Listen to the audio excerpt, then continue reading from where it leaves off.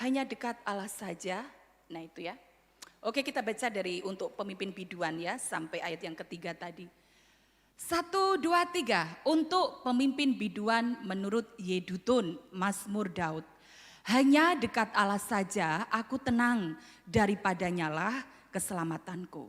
Kemudian, hanya dialah gunung batuku dan keselamatanku, kota bentengku, aku tidak akan goyah. Ya.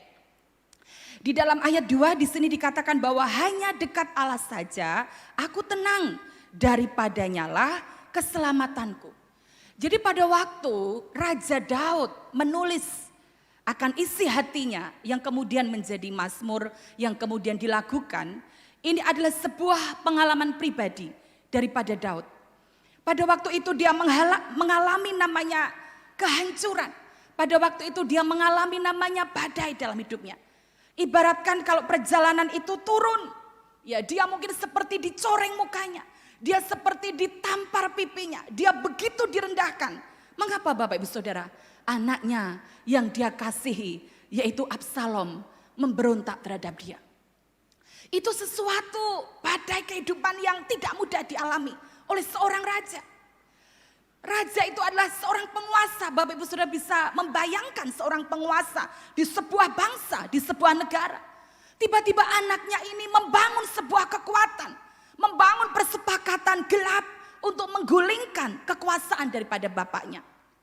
Pada waktu itu Daud begitu amat sedih.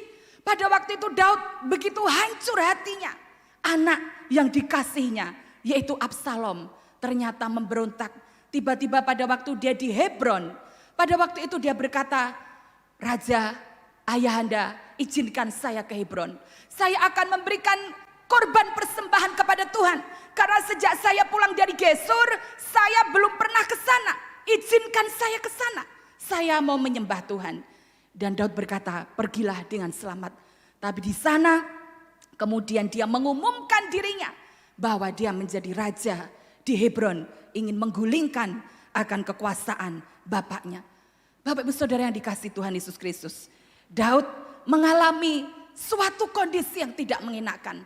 Hatinya gundah gulana, hatinya hancur, ya, hatinya begitu sedih sekali pada waktu dia mendengar anaknya memberontak terhadap dia. Dan kalau kita baca Bapak Ibu Saudara di dalam 2 Samuel 15 ayat yang keempat. Di sini dikatakan kemudian berbicaralah Daud kepada semua pegawainya yang ada bersama-sama dengan dia di Yerusalem.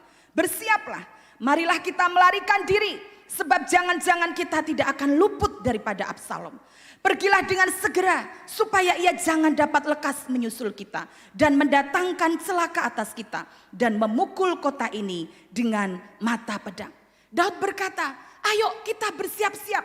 Marilah kita melarikan diri. Bapak Ibu Saudara, ketika saya belajar ada peristiwa-peristiwa dalam hidup kita tidak bisa menghindari.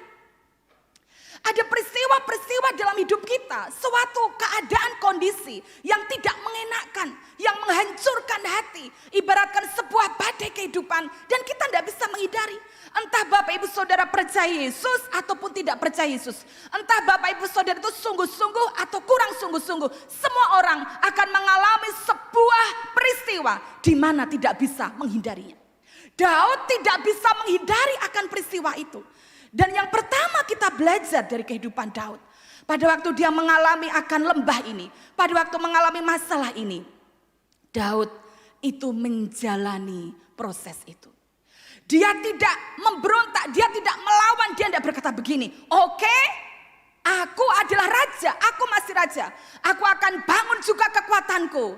Siapa yang menang? Aku atau kamu? Kamu itu hanya anakku. Aku sudah banyak pengalaman. Oke, aku akan tetap bertahan di sini. Bapak Ibu Saudara, Daud tidak begitu. Dia tidak kemudian memegahkan dirinya dan kemudian kembali menantang akan Absalom. Daud mengerti bahwa ada peristiwa-peristiwa tertentu memang tidak bisa dihindari dan harus dijalani. Proses jalan yang turun menukik ke bawah itu harus dijalani, tidak bisa dihindari dan tidak bisa untuk menentang akan sesuatu yang diizinkan Tuhan di dalam hidupnya. Sama dalam kehidupan kita.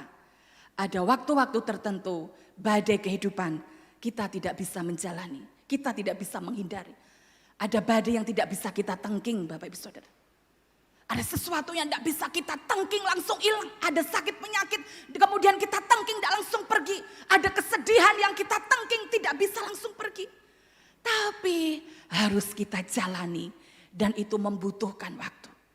Dan hari ini kalau Bapak Ibu Saudara menjalani waktu-waktu seperti ini. Waktu mengalami kondisi yang awalnya engkau itu sehat. Tapi kemudian kau sakit. Tidak pernah sakit, Bu. Saya pernah ditelepon, ini suami saya tidak pernah sakit. Tetapi mengapa sakit langsung sesek? Ada kondisi tidak pernah sakit tapi sakit sekali langsung gawat. Sakit sekali langsung dokter berkata ini ada COVID-nya. Sakit sekali langsung melumpuhkan semua kekuatannya. Yang awalnya mungkin ada di satu kondisi yang enak. Keluarga yang harmonis tiba-tiba begitu turun. Pada waktu itu mungkin juga mengalami kondisi keuangan yang bagus. Tiba-tiba mengalami turun ke bawah dan tidak bisa menghindari. Satu-satunya jalan adalah menjalani dengan kesabaran. Menjalani dengan ketabahan. Menjalani dengan kerendahan hati. Meskipun Bapak Ibu Saudara 2 Samuel 15 ayat 30.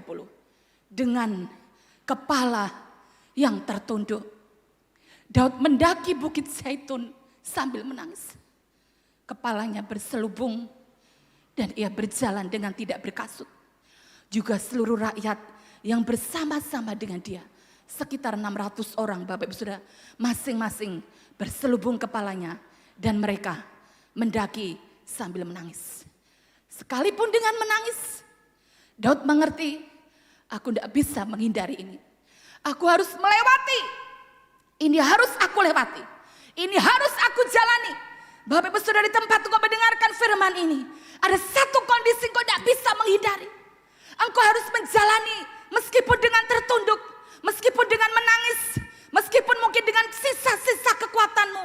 Bahkan mungkin kau sudah tidak bisa lagi mengangkat kepalamu. Bahkan kau tidak bisa lagi mengangkat tanganmu. Bahkan kau tidak bisa lagi turun dari tempat tidur untuk berjalan. Tapi dalam hatimu kau berkata, Tuhan, aku mau melewati. Aku tidak akan menghindari ini. Aku akan melewati bersama dengan Tuhan. Ada waktu-waktu Bapak Ibu Saudara siapapun kita. Itu diizinkan Tuhan. Ada suatu peristiwa. Satu waktu. Sebuah kondisi turun. Itu sekali lagi bukan sebuah kemunduran. Tapi itu adalah sebuah perjalanan iman. Sebuah perjalanan pengenalan akan Allah. Pada waktu kita turun. Itu sebenarnya semakin dalam. Kita ini diberikan kesempatan oleh Tuhan. Untuk kita semakin intim. Semakin memiliki kedalaman bersama dengan Tuhan. Dan kita tidak bisa menghindarinya. Bahkan kalau boleh saya katakan. Orang-orang pilihan. Itu banyak Bapak Ibu Saudara. Seringkali orang-orang pilihan. Itu dipilih Tuhan. Untuk mengalami masa itu. Supaya di sana nak. Cintamu tidak seperti dulu. Kau di sana. Penyerahan hakmu tidak seperti dulu. Supaya engkau di sana. Engkau ketemu dengan kemurnian cintaku. Dan aku mau melihat kemurnian cintamu. Kita orang-orang pilihan Tuhan seringkali dihadapkan. Mencintai Tuhan itu murni mencintai. Apakah karena sesuatu yang Tuhan berikan dalam hidup kita? Pada waktu mungkin doa kita tidak dijawab. Apakah kita tetap mengasihi Tuhan? Pada waktu mungkin kerinduan kita sudah berdoa tapi tidak sembuh-sembuh. Apakah masih murni cintamu itu kepada Tuhan? Pada waktu mungkin kita menengking, pada waktu kita berbahasa roh, apapun yang kita lakukan. Tetapi kita tidak bisa menghindar dari semuanya itu. Tetap saja itu terjadi dalam hidup kita. Apakah kita tetap berkata, I love you. Bukan karena apapun.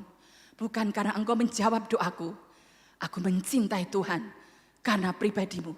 Sekalipun Tuhan, dagingku dan hatiku habis lenyap. Engkau tetap bagianku. Engkau tetap gunung batuku. Engkau tetap yang ku cintai. Engkau tetap milikku. Aku milikmu. Bapak Ibu Saudara, itu yang sering kali saya katakan. Tuhan, aku milikmu dan engkau milikku. Tuhan, I belong to you. Aku milikmu Tuhan. Aku milikmu Tuhan. Aku milikmu dan engkau itu milikku Tuhan. Ya kita harus mengerti Bapak Ibu Saudara. Kita ini milik Tuhan, kita mencintai Tuhan. Jadi Seringkali di situ Tuhan ingin melihat emas yang murni. Oh ya betul, engkau betul-betul mencintai dan mengasihiku. Meskipun dengan mata tertunduk, dengan kepala tertunduk, wajah mungkin tidak berseri-seri seperti biasanya. Layu mungkin Bapak Ibu Saudara, mata tidak bersinar seperti biasanya. Tetapi di hati ini berkata kepada Tuhan seperti dupa, Tuhan aku tidak kecewa, aku mau menjalani bersama dengan Tuhan. Mengapa Daud ini memilih menyerah dan meninggalkan istana? Bukankah dia punya kekuatan? Bukankah tabut Allah itu juga ada di Yerusalem? Bukankah dia masih menjabat sebagai seorang raja?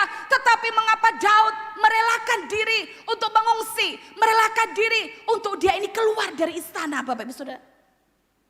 Ketika saya merenungkan, yang pertama Daud itu orangnya itu tidak arogan ya. Dia itu tidak egois. Dia itu masih punya hati bapak. Ya sekalipun Absalom itu mengkhianati dia. Ya dia itu masih punya hati bapak. Sebab apa yang pertama ketika saya belajar. Daud ini mengasihi Absalom dan tidak ingin beresiko membunuh anaknya. Daud itu mencintai Absalom loh Bapak Ibu Saudara. Absalom itu gagah. Bahkan kata Alkitab itu cantik saking menggambarkan betapa Absalom itu tinggi besar rambutnya aja. Beratnya berapa itu? Bagus gitu ya. Gagah gitu ya.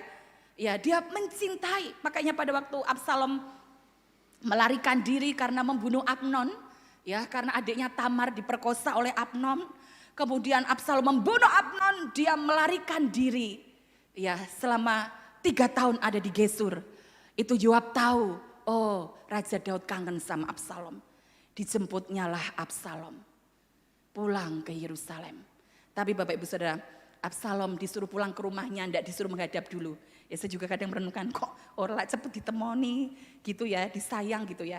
Ya kalau di surga masih ingat tanya aja. Kalau tidak ingat ya berarti tidak usah ditanya. Si Absalom disuruh pulang. Didiamkan 2 tahun. Absalomnya gregetan sama Yoab. Makanya dia bakar itu ladang jelainya Yoab. Yoab kenapa kamu bakar? Loh aku pulang disuruh ngapain, orang ketemu bapakku. Ya akhirnya Yoab punya skenario mempertemukan. Dan berpelukanlah, bercium-ciumlah Daud kepada anaknya. Daud ini begitu mencintai, taunya dari mana? Pada waktu Absalom mati, dia menangis. Kemenangan itu berubah seperti perkabungan. Dia berkata, Absalom, Absalom anakku. Engkau sudah mati, seandainya aku yang mati. Absalom, Absalom. Bapak Saudara, dia begitu mencintai anaknya.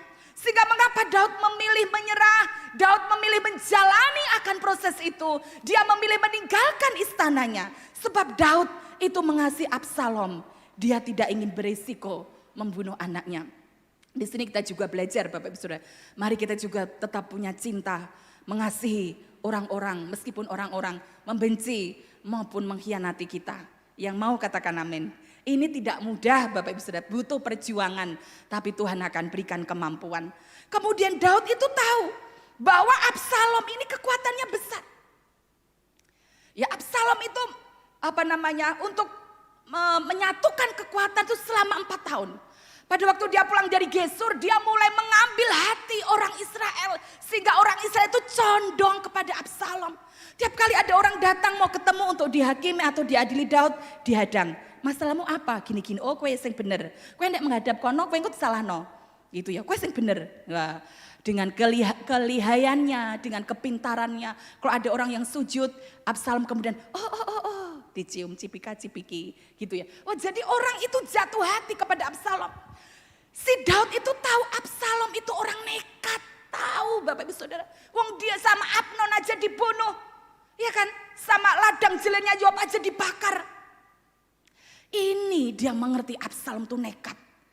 Ya dan dia punya kekuatan yang besar.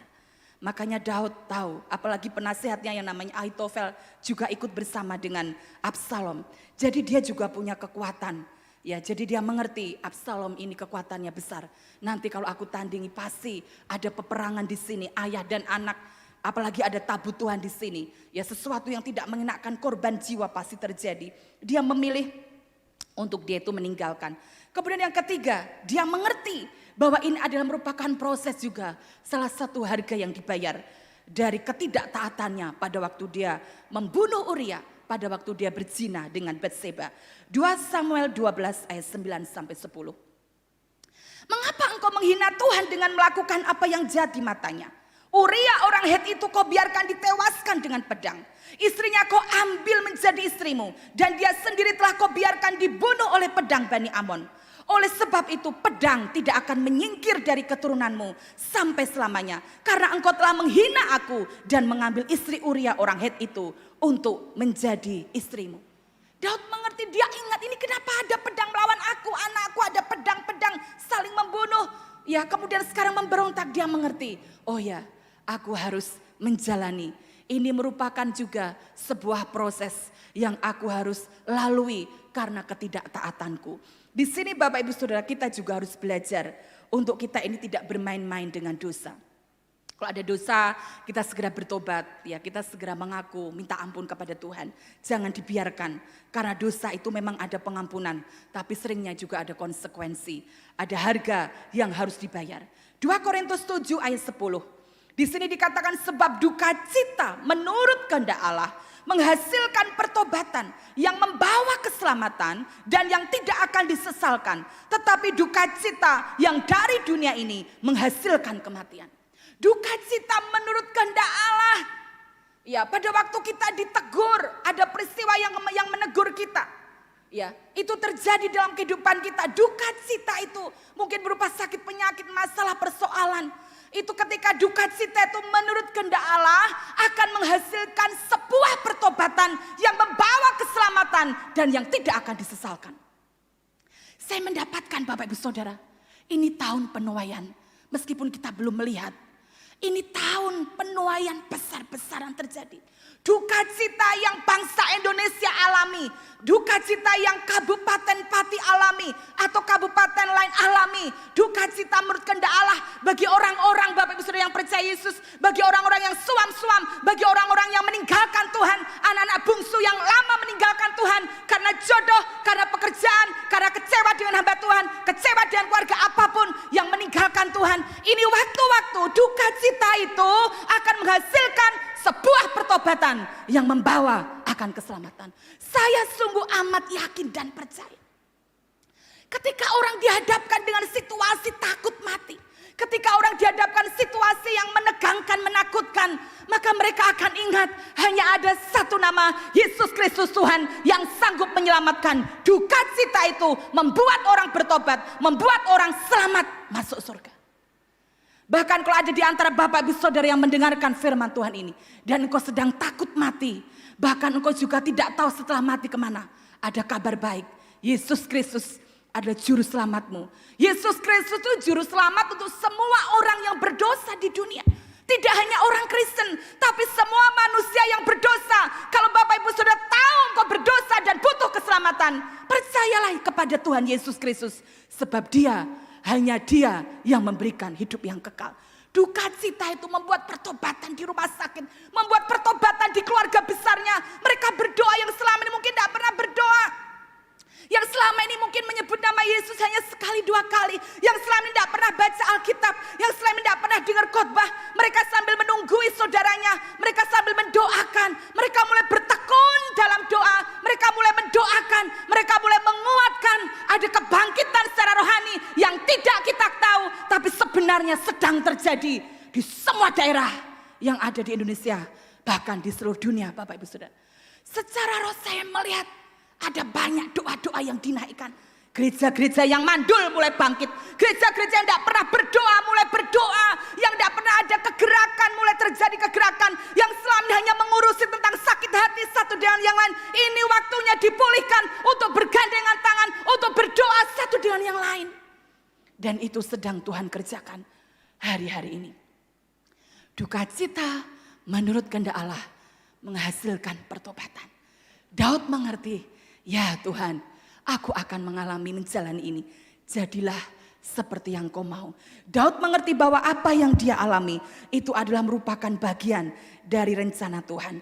2 Samuel 15 ayat 25 sampai 26. Ini salah satu ayat yang menandakan bahwa Daud ini menyerahkan, Tuhan aku berserah. Apapun yang kau kerjakan di matamu itu baik, kerjakan Tuhan. Sekalipun mungkin bertentangan dengan keinginanku. Tetapi kalau di matamu itu yang terbaik, aku akan lakukan. Lalu berkatalah raja kepada Sadok, Bawalah tabut Allah itu kembali ke kota. Jadi pada waktu tabut Allah mau menyertai Daud yang melarikan diri. Ya, tapi Daud berkata, bawalah tabut itu balik ke Yerusalem. Jika aku mendapat kasih karunia di mata Tuhan, maka ia akan mengizinkan aku kembali. Sehingga aku akan melihatnya lagi, juga tempat kediamannya. Tetapi jika ia berfirman begini, aku tidak berkenan kepadamu, maka aku bersedia, biarlah dilakukannya kepadaku apa yang baik di matanya.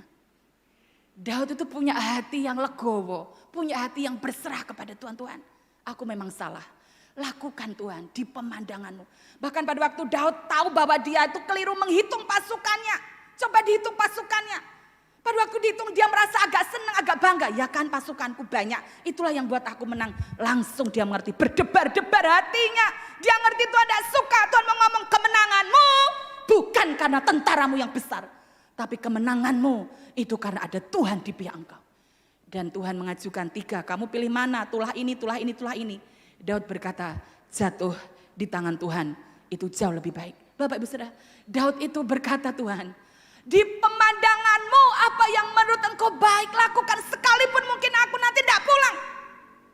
Sekalipun mungkin aku tidak melihat lagi tabut itu. Sekalipun mungkin aku mati ketika aku dikejar Absalom. Tetapi kalau di pemandanganmu itu adalah yang terbaik, lakukan. Sampai begitu Daud itu, Bapak Ibu Saudara. Dia tidak memaksakan kehendaknya Tuhan. Aku mesti pulang Tuhan, aku mesti selamat nih, aku mesti hidup, aku mesti pulang melihat tabut. Enggak, dia berkata seperti ini, tetapi jika ia berfirman begini, aku tidak berkenan kepadamu, maka aku bersedia Tuhan, biarlah dilakukannya kepadaku apa yang baik di matanya. Jadi Daud tidak memaksakan kehendak, dia percaya Tuhan itu baik. Amin. Tuhan itu baik, Bapak Ibu, dia akan memperlakukan kita itu baik di pemandangan Tuhan. Sekalipun kadang bertentangan dengan keinginan kita, tetapi itu yang terbaik di mata Tuhan. Mari kita percaya. Daud itu punya hati yang percaya dan berserah. Makanya dia menjalani, biarlah dilakukannya kepadaku yang baik di matanya. Terserah apa yang ingin dia lakukan. Jadi pada waktu meskipun dia dengan menangis, meskipun dengan kepala yang tertunduk, ya dia melarikan diri dari istananya sendiri. Bapak Ibu Saudara, namun dia mengerti aku harus menjalani ini. Biarlah dilakukannya kepadaku apa yang baik di matanya. Kita belajar pada waktu mengalami sebuah lembah. Pada waktu mengalami situasi yang sulit. Jangan ditengking Bapak Ibu Saudara. Kalau tidak bisa ditengking.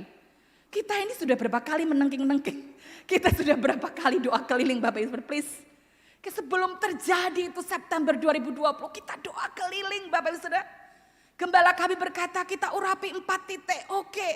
Saya bersama dengan teman urapi Bapak Ibu Saudara. Doa keliling tengkingi semua. Tempat-tempat penginapan yang ada karantina kita angkat tangan, kita doakan, kita perkatakan. Kita perkatakan, kita doakan. Hadap ke sana, hadap ke situ. Semua hadap. Kita hadapi. Ya karena apa? Kita percaya memang ada kuasa doa. Tapi ada waktu-waktu memang kita tidak bisa menghindar. Bahkan suami saya pernah berdoa kita tinggal di Goshen. Kita akan terluput dari semuanya. Saya pernah ingat dia berkata gitu. Meskipun memang pada akhirnya dia ada di Goshen sungguhan sekarang. Ada di surga bersama dengan Tuhan. Amin. Tapi pada intinya berpengharapan, berdoa juga dengan sungguh-sungguh. Tapi ada hal yang kita tidak bisa hindari. Dan kita harus jalani tanpa kerutuan, tanpa pertanyaan, tanpa kecewa. Tapi percaya bahwa inilah yang harus aku alami. Bahkan kalau saya renungkan kami diizinkan Tuhan mengalami dulu. Itu Tuhan baik. Supaya kesini-kesini kami bisa ikut melayani Bapak Ibu Saudara yang saat ini positif atau sedang sakit atau sedang isolasi. Tuhan sudah kuatkan dulu di depan. Tuhan itu baik ya Bapak Ibu Saudara, kalau saya renungkan. Ya Tuhan ya.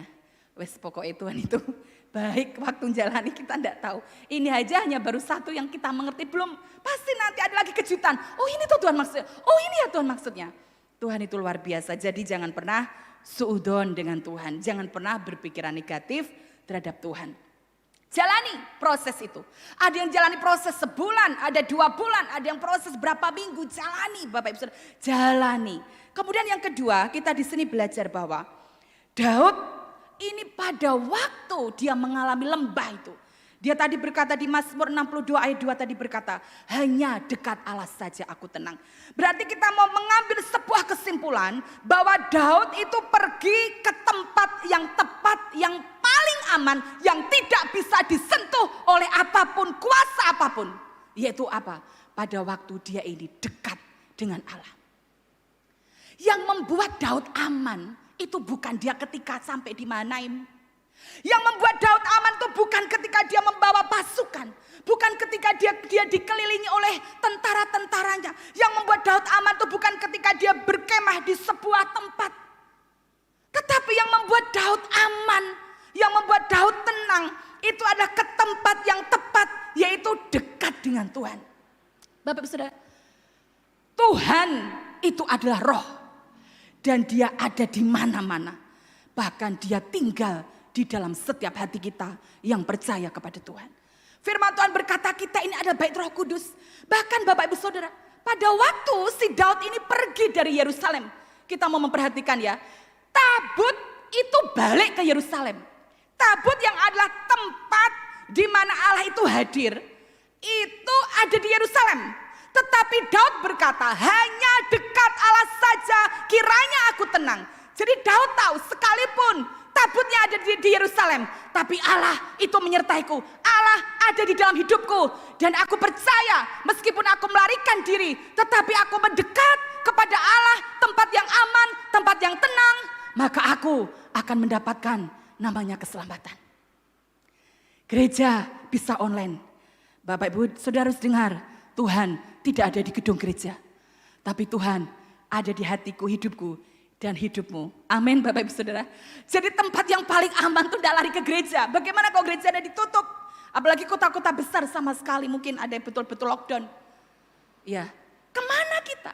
Ini waktunya. Kita tidak pergi ke Yerusalem. Kita tidak pergi mungkin ke tempat-tempat doa. Kita tidak pergi ke tempat-tempat yang sunyi.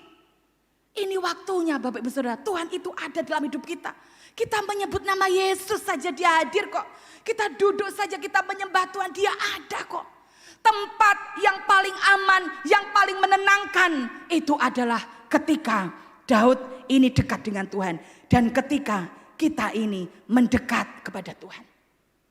Pada waktu saya mempersiapkan firman Tuhan ini, tiba-tiba Roh Kudus berkata dalam hidup saya begini, badai kehidupan yang aku izinkan, lembah yang begitu menukik turun ke bawah yang aku izinkan, ini sebenarnya sebuah kesempatan untuk setiap orang, Bapak Ibu Saudara perhatikan baik-baik, untuk mendekat kepadaku sedekat mungkin. Loh, ini panggilan untuk sedekat mungkin itu diberikan untuk semua orang, Bapak Ibu Saudara yang percaya kepada Tuhan Yesus. Sekarang tidak lagi hamba Tuhan itu yang paling dekat, enggak. Kalau hamba Tuhannya tidak berdoa, hamba Tuhannya tidak sungguh-sungguh dengan Tuhan, dia tidak memiliki kedekatan dengan Tuhan. Dan Tuhan berkata ini waktunya banyak orang yang sendiri, banyak orang yang sedih, banyak orang yang khawatir, banyak orang yang takut, banyak orang tuh memiliki banyak waktu di rumah.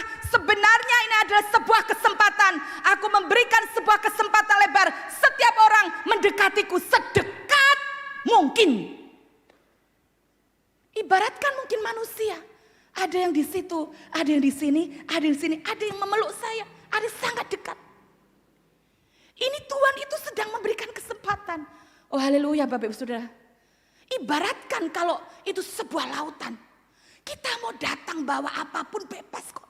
Kita mau bawa 2 drim, boleh.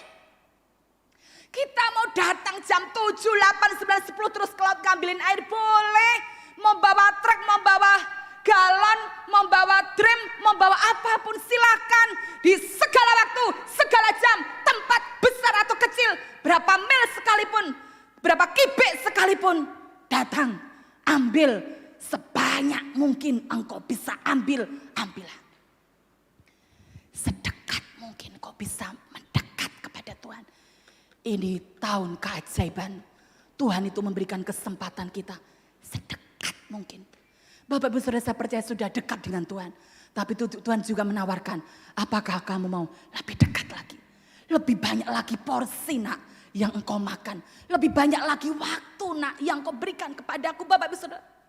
Ini kesempatan yang luar biasa. Pabrik-pabrik karyawan banyak yang karantina. Ini waktunya engkau mendengarkan firman Tuhan. Ini waktunya engkau lebih dalam lagi kenal akan Tuhan. Biasanya engkau tidak bisa libur. Biasanya engkau bekerja sip pagi, sip siang, sip malam. Ini kesempatan yang terbaik. Tuhan berkata, dekati aku sedekat mungkin nak. Aku itu memberikan waktu, memberikan kesempatan, kebebasan setiap orang yang mau datang kepadaku. Dan Tuhan berkata, siapa yang mendekat kepadaku, aku akan mendekat kepadanya. Amin Bapak Ibu Saudara. Tuhan tuh tidak cuek dan jaim. Didekati, enggak. Seperti Bapak baru lihat anaknya pulang, dia lari, dia peluk dekap anaknya. Meskipun bau, bekas babi, kotor, compang-camping, yang lari duluan itu bapaknya bukan anaknya. Tuhan itu punya cinta yang besar. Kita punya niat, punya hati Tuhan. Besok pagi, yang biasanya bangun jam 6, aku mau bangun jam 5. Dekati Tuhan sedekat mungkin. Tuhan, aku biasanya hanya membaca firman. Aku mau tambahin merenungkan. Dekat mungkin. Aku baca ini kok orang mudeng. Buka Google, buka renungan dari sini. Wow, sedekat mungkin Bapak Ibu. Ini hari yang luar biasa sekali. Ini adalah masa di mana gelombang pengenalan akan Allah itu dibuka secara lebar dan luas. Siapapun kita, dari latar belakang apapun, punya uang atau tidak punya uang, punya pendidikan atau tidak punya pengaruh atau tidak punya pengaruh, asal engkau haus dan lapar akan Tuhan, engkau akan menemukan Tuhan semakin dekat, semakin intim dengan Tuhan. Jadi Bapak Ibu Saudara, yang pertama, jalani, tidak usah ngerundel, tidak usah sungut-sungut, mengucap syukur. Ya, aku memang perlu jalani bersama dengan Tuhan. Ya, apa yang harus aku alami. Dan kemudian Bapak Ibu Saudara, mendekatlah kepada Tuhan. Ya, mendekatlah sedekat mungkin dengan Tuhan. Kemudian Mazmur 62 ayat 3 tadi dikatakan bahwa hanya Dialah, atasnya ya, hanya Dialah gunung batuku, keselamatanku, kota bentengku, aku tidak akan goyah. Mengapa Daud ini berkata bahwa dia ini begitu tenang sekali ketika dekat dengan Tuhan? Mengapa? Karena dia itu mengumpamakan Tuhan itu seperti gunung batu.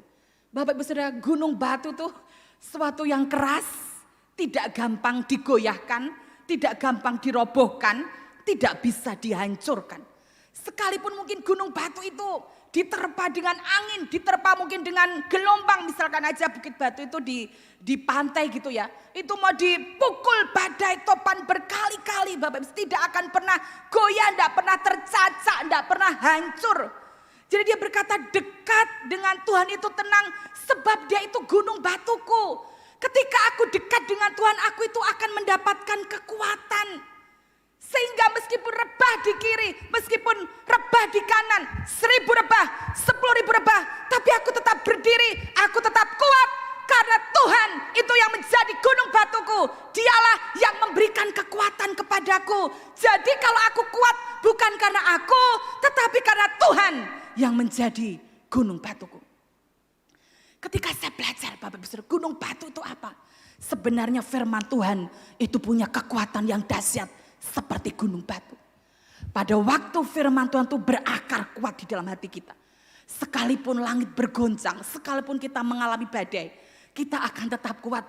Sebab ada firman Tuhan, gunung batu itu kuat sekali tertancap dalam roh kita. Amin Bapak Ibu Saudara. Pagi tadi saya bermimpi. Saya bermimpi ada jalan yang turun ke bawah. Jadi jalan itu saya tuh 2 kali dikasih mimpi itu jalannya tuh menukik. Ya, yang pertama dulu mungkin saya pernah saksikan. Itu jalan itu kemiringannya kok enggak sekian derajat itu ya. 45 derajat mungkin ya kalau segini ya. Atau 30 derajat. Itu bisa nuncep gitu ya. Yang dulu saya saksikan gini, aduh gimana nih cara turunnya. Waktu itu saya sama teman saya. Aduh gimana, saya punya teman namanya Sri di Semarang. Sri ini gimana nih turunnya, saya dengan beberapa teman. Oh kita bisa, caranya gimana, gandengan tangan. Jadi pada waktu kita gandengan tangan, waktu turun tuh tempatnya licin kayak perbukitan, jalannya memenukik ke bawah. Jadi kita bergandengan, pelan-pelan satu, akhirnya bisa turun. Nah itu saya diajari bahwa pada waktu kita turun, kita butuh topangan dari teman-teman kita. Amin. Jangan takut minta didoakan. Dan juga jangan takut untuk mendoakan orang yang sedang dalam kesusahan. Itu menolong mereka untuk bisa turun ketika mengalami lembah. Dan kemudian yang tadi pagi, itu ada jalan yang turun. Jalannya itu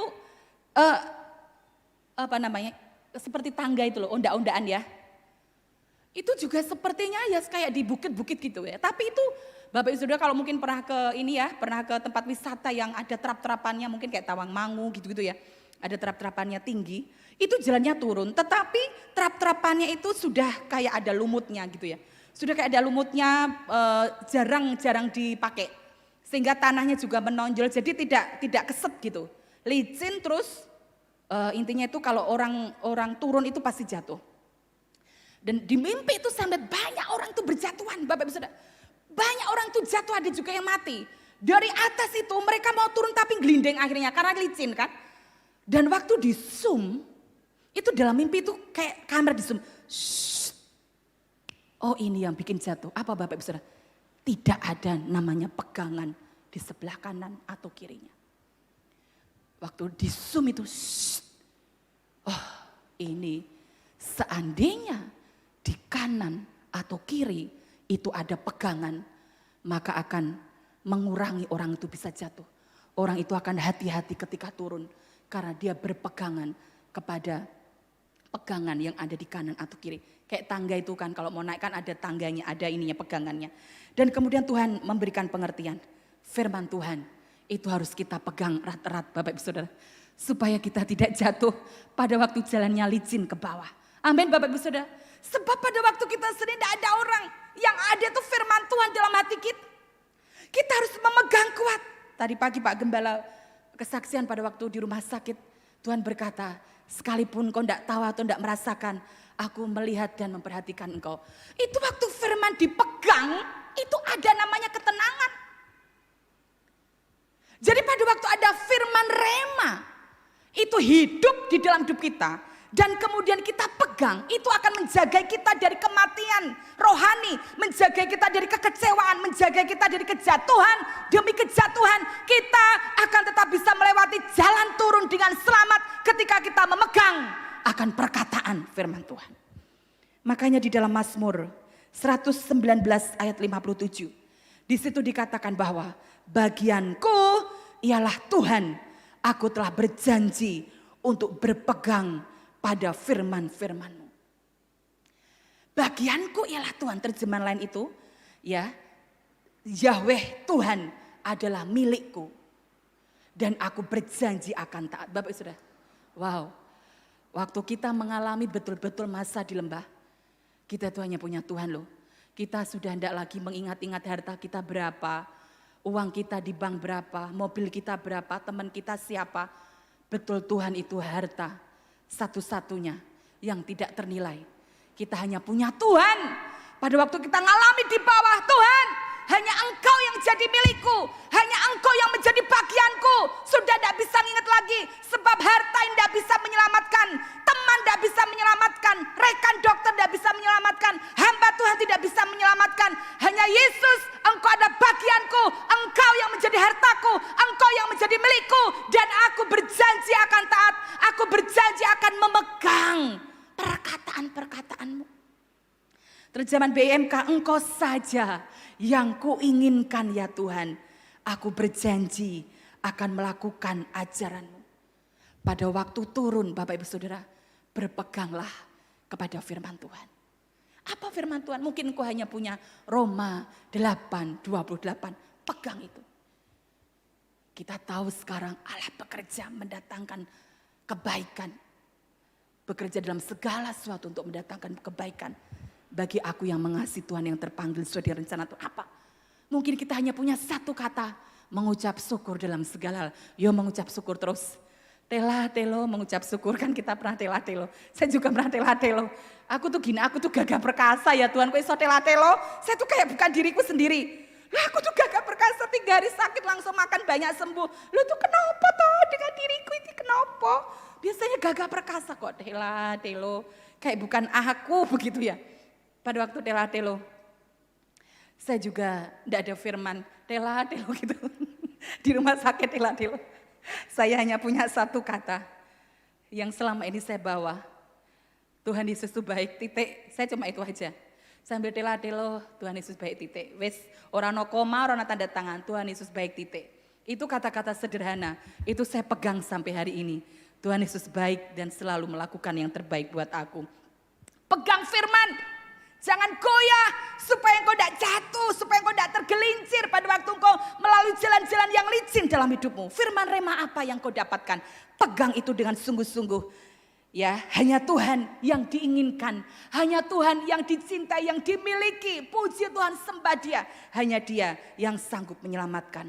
Kemudian yang terakhir Bapak Ibu Saudara, tadi dikatakan di Mazmur 62 ayat 2 tadi dikatakan ya, bahwa hanya Dialah gunung batuku dan keselamatanku. Jadi orang yang memegang gunung batu, yaitu memegang firman Tuhan, dia akan selamat ya sampai garis akhir itu dengan kuat.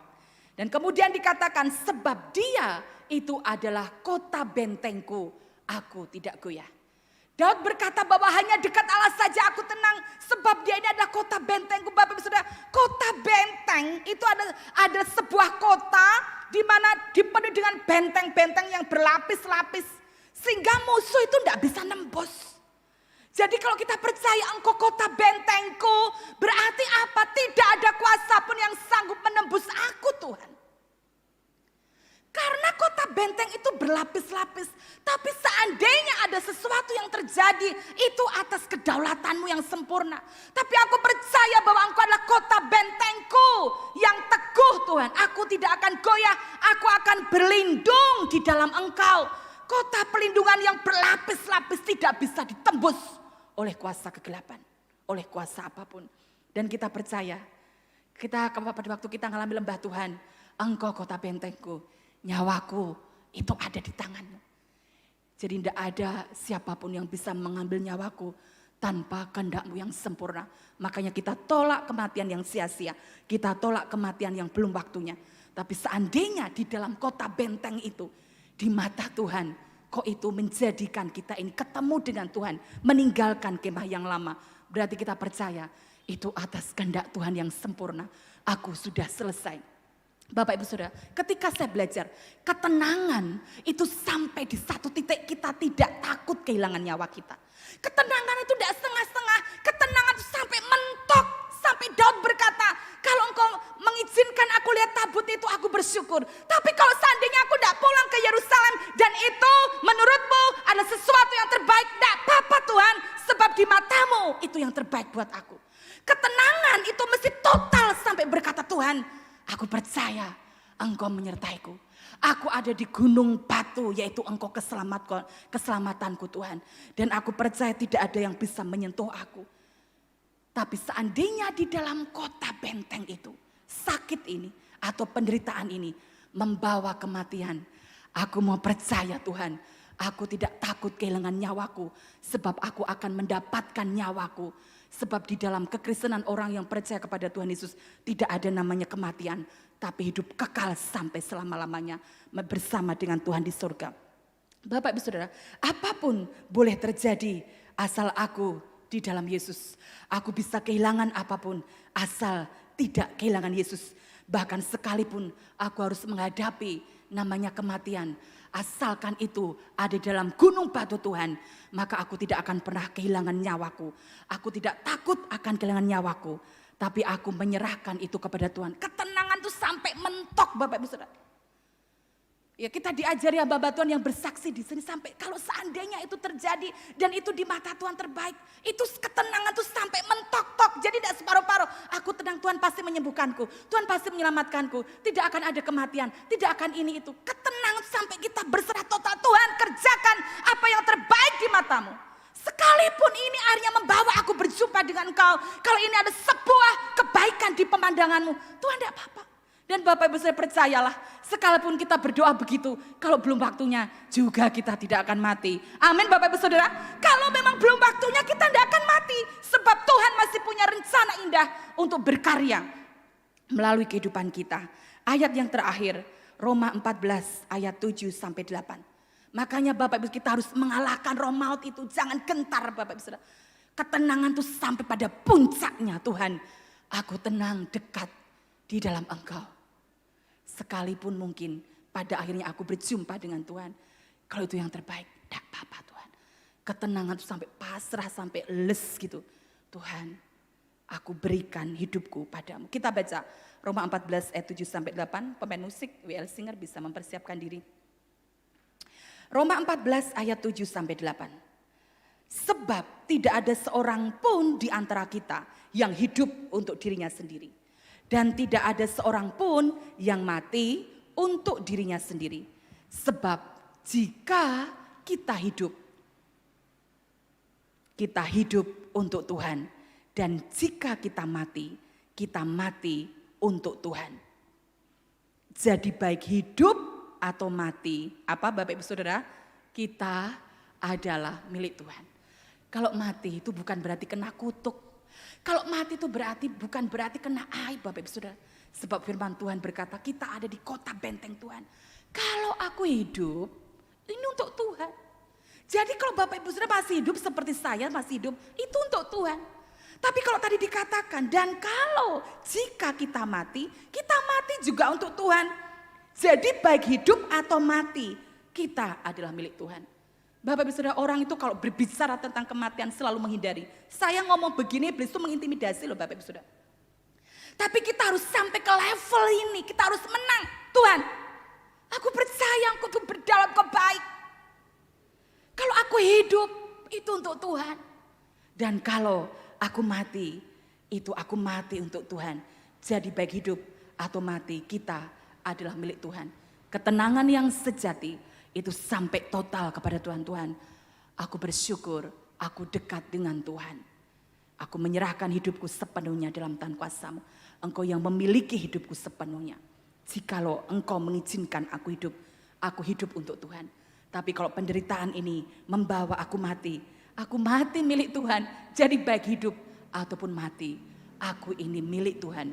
Selama-lamanya aku ini adalah milik Tuhan. Mari Bapak Ibu Saudara kita berdoa.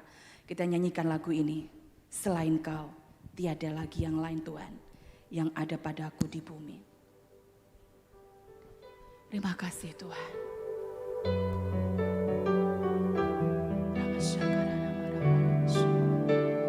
Sembahyang Bapak Ibu Saudara berdoa. Terima kasih Tuhan. Selain Kau, tiada yang lain ada padaku di surga. Selain Kau, tiada yang lain yang ku ingini di bumi, yang ku ingini di bumi. Sekalipun dagingku dan hatiku habis lenyap, gunung batuku dan bagianku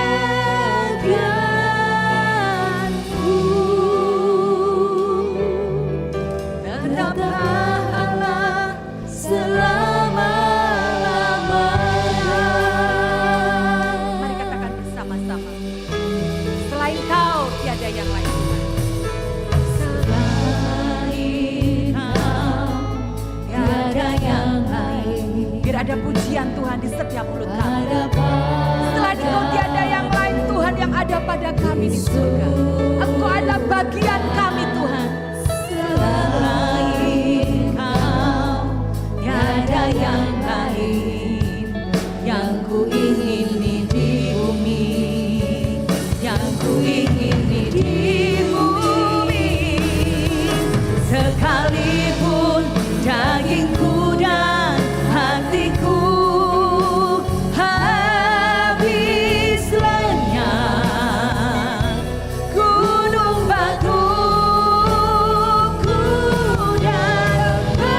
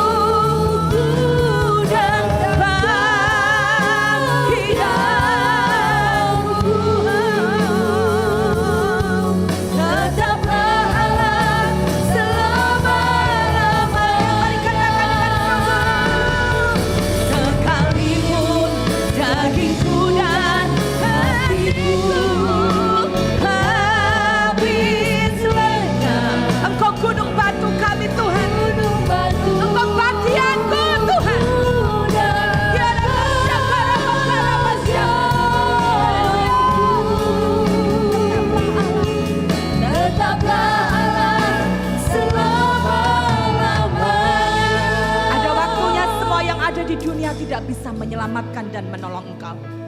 Hanya Dia satu-satunya yang sanggup menolongku.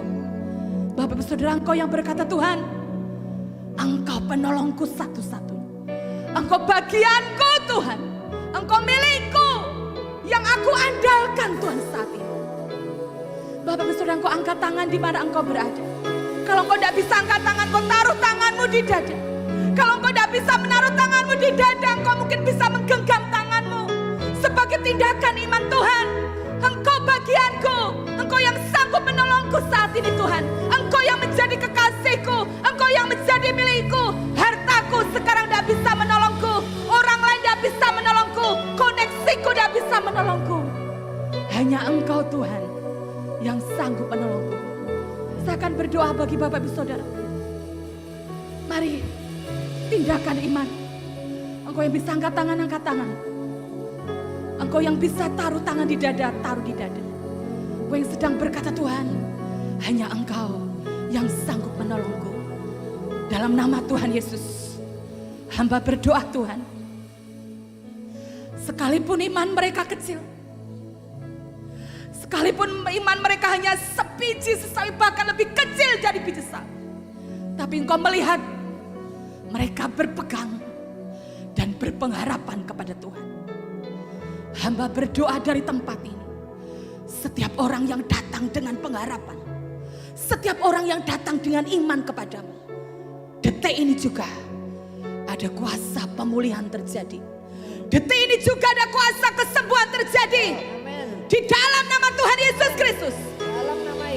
Tuhan, Kau melepaskan kuasa kesembuhan dari surga, dari Allah yang maha tinggi. Di dalam nama Yesus kami lepaskan, kami perkatakan, di tempat karantina, di hotel-hotel, di rumah sakit, yang isolasi mandiri, detik ini saat ini mengalami mujizat Tuhan, mengalami percepatan mujizat, kesembuhan di dalam nama Tuhan Yesus Kristus.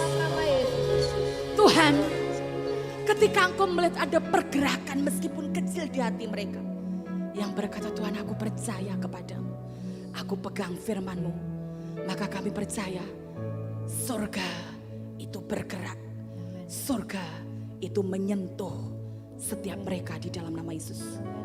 Kami perkatakan, roh maut, roh kematian yang bukan waktunya, roh kematian yang sia-sia, aku perintahkan keluar di dalam nama Yesus. Aku perintahkan meninggalkan setiap anak-anak Tuhan di dalam nama Tuhan Yesus Kristus. Mereka anak-anak Tuhan ada di dalam kota benteng, yaitu Tuhan Yesus Kristus. Tidak ada sesuatu yang bisa menebus setiap anak-anak Tuhan. Setiap engkau roh ketakutan, roh kecemasan, roh kekhawatiran, roh intimidasi, aku perintahkan menyingkir, keluar di dalam nama Tuhan Yesus Kristus. Dan semua ditutup bungkus dengan kehendak Tuhan yang sempurna. Sekalipun mungkin nanti ada orang-orang yang sudah waktunya dipanggil pulang, itu ada dalam rengkuhan kasih-Nya yang sempurna. Sebab maut sudah kehilangan sengatnya. Ada namanya hati yang diletakkan, ada hati yang berserah total kepada Tuhan. Biar kehendak Tuhan yang sempurna itu terjadi. Kalau aku hidup, hidup bagi Kristus, mati pun mati bagi Kristus. Dan kami perkatakan, Tuhan, kiranya Engkau memeteraikan sekali lagi Tuhan Yesus. Tidak ada kematian yang sia-sia, tidak ada kematian sebelum waktunya. Semuanya ditutup bungkus dengan kuasa dalam nama Yesus Kristus. Engkau yang mengurapi dengan minyak-Mu sebagai tanda kesukaan ya Tuhan. Di dalam nama Yesus Kristus. Ada perkenanan Tuhan sore ini. Ada surga terbuka. Ada perkenanan Tuhan. Ada doa-doa yang dijawab oleh Tuhan. Ada kebangkitan rohani. Ada pertobatan demi pertobatan. Ada keselamatan. Ada keluarga yang tidak jadi hancur, tidak jadi cerai. Di dalam nama Tuhan Yesus Kristus. Bahkan ada mujizat demi mujizat yang tidak pernah terpikirkan. Itu yang anak-anak-Mu alami. Tuhan, kami berdoa di atas atmosfer Kabupaten Pati. Kegelapan itu menyingkir di dalam nama Yesus Kristus. Kami berdoa dalam nama Yesus Kristus, terang Tuhan terbit di atas Kabupaten Pati. Sinar terang Tuhan menghanguskan semua virus virus-virus COVID-19 di dalam nama Tuhan Yesus Kristus. Kami lumpuhkan kuasa sakit penyakit ini Tuhan. Tidak kembali menyebar, tidak menyebar, tapi dilumpuhkan di dalam nama Tuhan Yesus Kristus. Dan kami berdoa Tuhan, angka kesembuhan meningkat cepat. Angka kematian menurun drastis. Kami berdoa, banyak yang disembuhkan, banyak yang dipulihkan. Karyawan pabrik disembuhkan Tuhan di dalam nama Yesus. Petugas nakes kesehatan, dokter, karyawan, perawat disembuhkan di dalam nama Yesus. Orang-orang yang bekerja di kantor-kantor disembuhkan di dalam nama Yesus. Yang terpapar di jalan atau di pasar atau di pertokoan disembuhkan di dalam nama Tuhan Yesus Kristus. Ada mujizat kesembuhan yang kau kerjakan sore ini. Dan kami percaya, kami beriman dalam nama Tuhan Yesus Kristus. Mari angkat kedua tanganmu di hadapan Tuhan. Terima kasih Tuhan. Biar damai sejahtera yang melampaui segala akal itu kau berikan atas kami.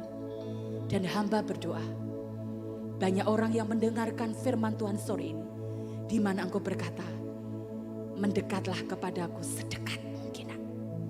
Dan kami percaya ada orang-orang yang meresponi panggilan. Cinta kami tidak seperti biasanya. Doa kami tidak seperti biasanya. Saat teduh kami tidak seperti biasanya. Kami mau lebih dekat, sedekat mungkin, lebih dalam lagi. Kami mengenal Engkau, kami mengenal isi hatimu, sedekat semelekat mungkin Tuhan. Dan ini waktunya masa keintiman. Oh itu terjadi Tuhan. Masa keintiman terjadi melalui penderitaan yang ada. Melalui duka cita membawa keintiman, membawa pertobatan, membawa keselamatan, membawa pemulihan. Kami percaya Tuhan. Kami percaya kemenangan itu terjadi dalam hidup kami. Dan kami percaya Kau akan membawa setiap anak-anakmu kepada kemuliaan satu, kepada kemuliaan yang berikutnya. Ada kemuliaan setelah salib Tuhan. Setelah penderitaan ada kemuliaan yang Kau sediakan. Setelah lembah Engkau sediakan pesta, hidangan bersama dengan Engkau, bahkan di hadapan lawan-lawan kami. Engkau menyediakan hidangan pesta. Tuhan, kami memang selesai beribadah di tempat ini, tapi Roh-Mu terus ada menyertai kami. Dan ibadah itu setiap hari kami dengan Engkau. Ada mezbah di rumah-rumah, ada mezbah di kantor-kantor, ada mezbah di pertokoan, di pabrik-pabrik. Oh, ini luar biasa sekali. Ada mezbah doa keintiman bersama dengan Tuhan. Kami selesai Tuhan, terima berkat yang terbaik. Berkat rohani, berkat jiwa dan berkat jasmani menjadi bagian kami. Dan kami terima secara utuh di dalam nama Tuhan Yesus Kristus. Tidak ada yang dicuri iblis, tidak ada yang tertunda.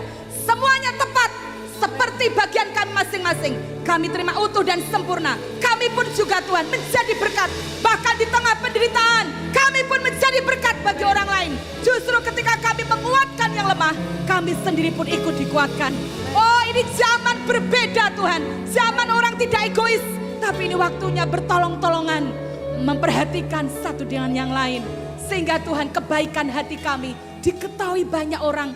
Murid-murid Tuhan Yesus Kristus penuh kasih, penuh cinta kepada orang-orang yang membutuhkan. Hanya di dalam nama Tuhan Yesus Kristus, mari sama-sama kita berkata, amin. Tuhan Yesus memberkati.